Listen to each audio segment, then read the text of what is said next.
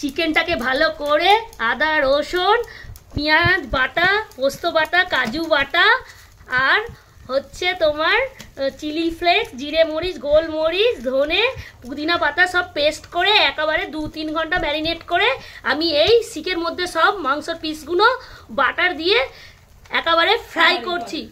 এই হচ্ছে আমার শিক কাবাব। দেখতেই পাচ্ছেন একেবারে মাংসগুলো একেবারে